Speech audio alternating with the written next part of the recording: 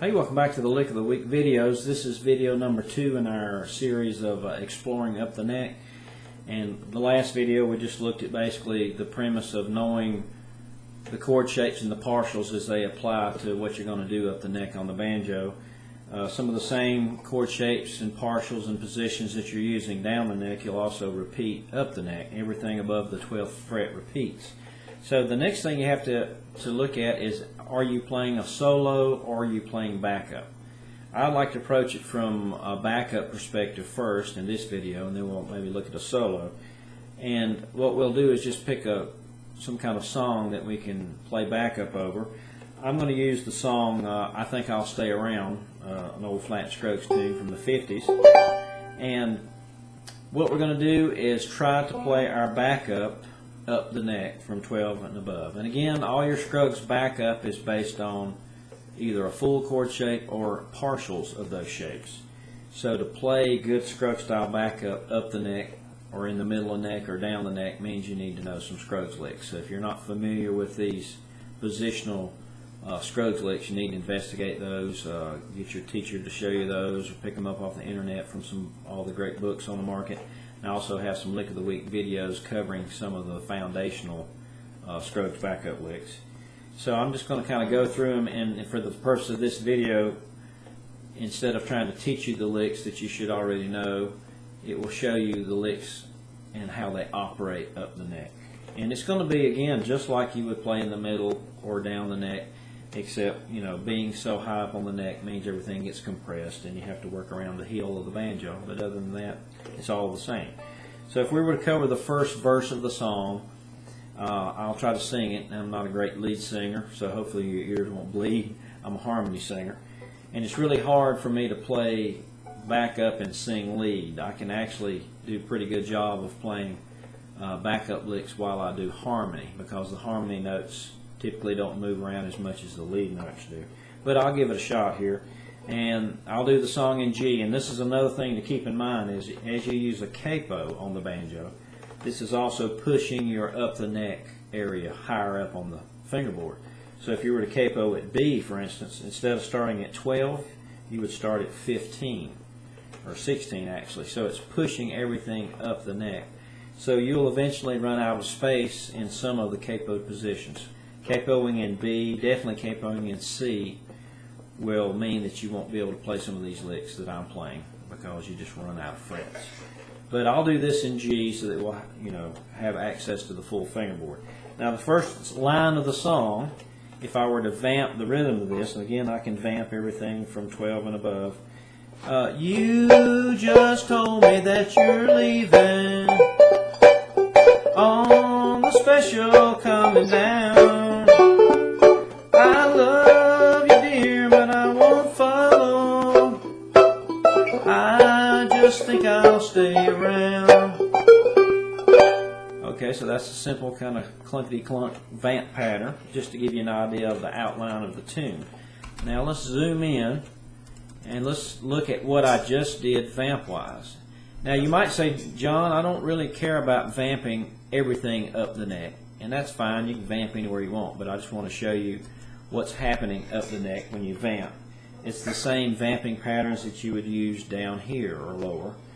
You're just in the higher register of the neck. So I start out doing, you know, the G chord here. Now you just told me that you're leaving on the special coming down. And I did this D, which I broke my own rule. I went behind the 12th fret, but the chord is centered on the 12th fret. Those are the root notes for your D. So I'm letting it lay back to catch the rest, but I still consider this a 12th fret chord shape. I love you, dear, but I won't follow. There's your C. I just D, think I'll stay around. Okay, you can also do what I call cross vamping, where you use two different shapes for the same chord. Now you just told me that you're leaving on the special coming down.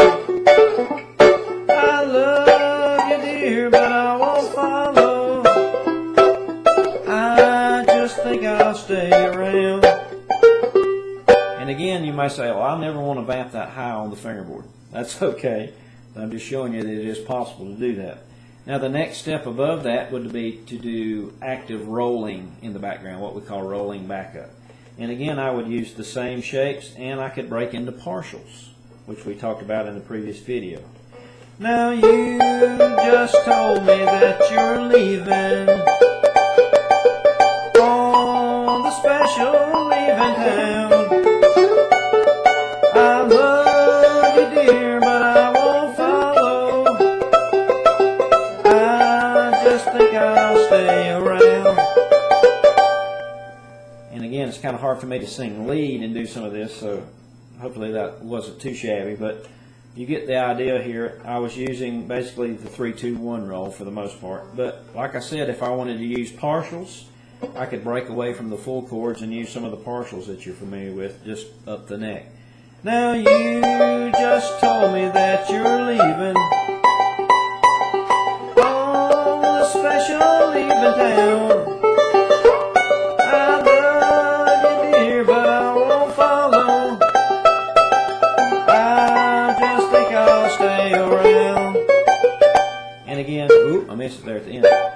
But you know, you could mix full chord shape rolls like 3-2-1 with 2-1-5 or any roll that you like, but the main premise here is we're using the full shape or 3 notes out of the shape or 2 notes out of the shape and mixing partials and full chord shapes together to play rhythm, rolling back up.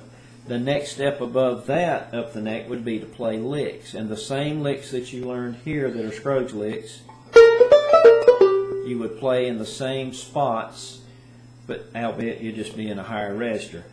So I'll try to drop in some of these classic Scruggs licks. Now you just told me that you're leaving on the special leaving town. I love you, dear, but I won't follow. I just think I'll stay around. So there would be some classic Scruggs licks, again trying to stay between 12 and higher registers. And then you have single string licks that again are based on partial chord shapes maneuvering between chord shapes, and I could throw some of those in. Now you just told me that you're leaving on the special leaving town. I love you, dear, but I won't follow. I just think I'll stay around. So everything I'm doing from 12 and above is actually just a repeat of what I'm doing here.